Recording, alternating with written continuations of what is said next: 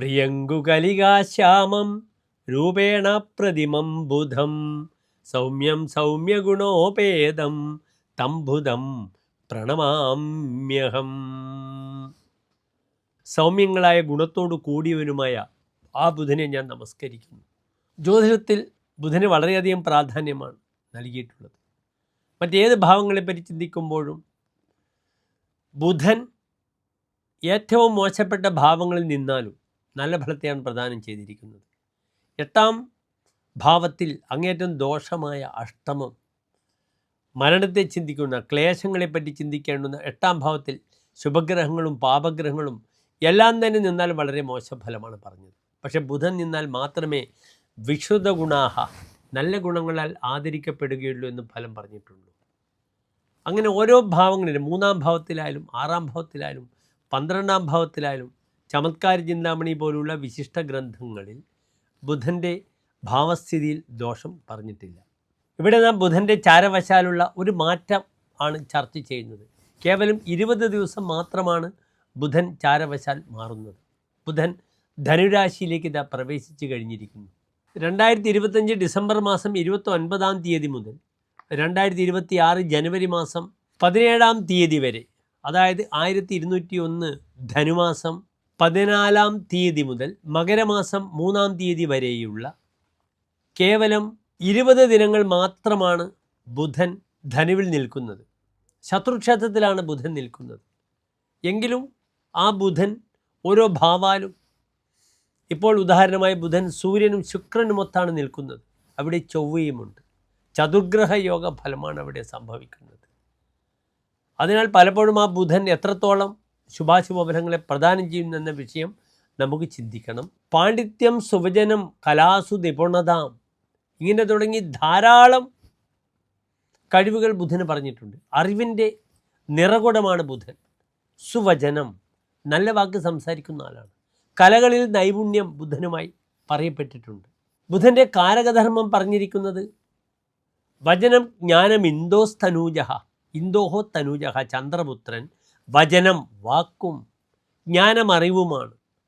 ബുധന് മരുമക്കളുടെയും അമ്മാമ്മൻ്റെയും ഒക്കെ കാരകധർമ്മങ്ങളുമുണ്ട്.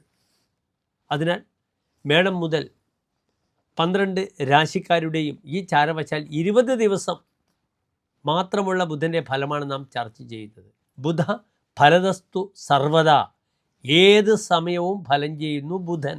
അത് നിങ്ങൾ മനസ്സിലാക്കുക. അതുകൊണ്ടാണ് പലപ്പോഴും ഒരു ദിവസം എടുക്കുന്ന ലോട്ടറിയിലും ബുധൻ ബലവാനാണെങ്കിൽ ഭാഗ്യം സിദ്ധിക്കുന്നത്.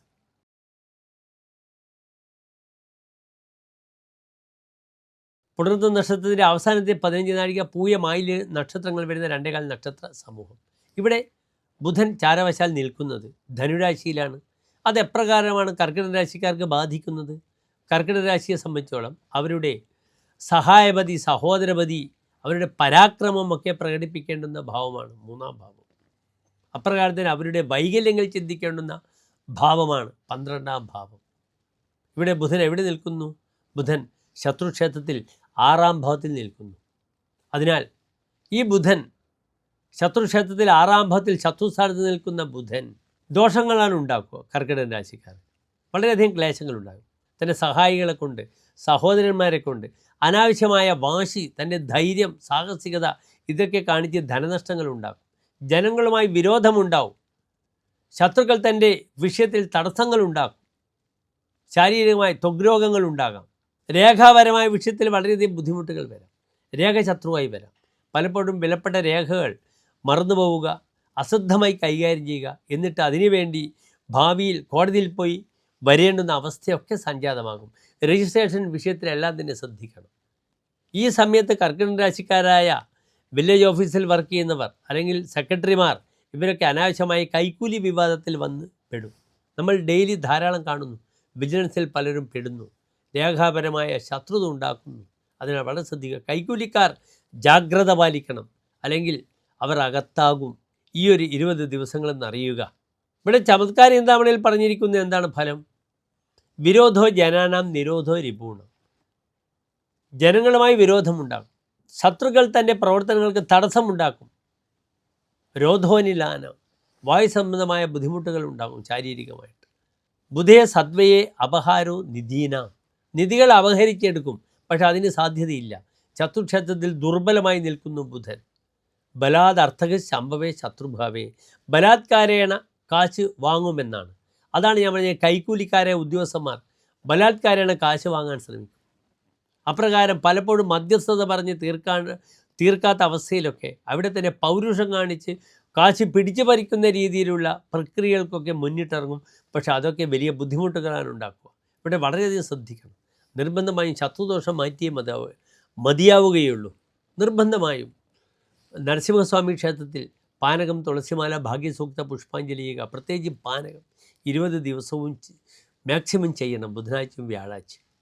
ഓം ലക്ഷ്മി നരസിംഹമൂർത്തിയെ നമഃ എന്ന മന്ത്രം ജപിക്കുന്നത് വളരെയധികം ഈ സമയത്ത് ഉപകാരപ്പെടും കർക്കിടക രാശിക്കാർക്ക്. ശ്രദ്ധിച്ച് നീങ്ങിയാൽ കർക്കിടക രാശിക്കാർ ബുദ്ധിമുട്ടില്ല, ഇല്ലെങ്കിൽ പ്രയാസങ്ങൾ വരും. ശ്രദ്ധിക്കുക. നമസ്തേ.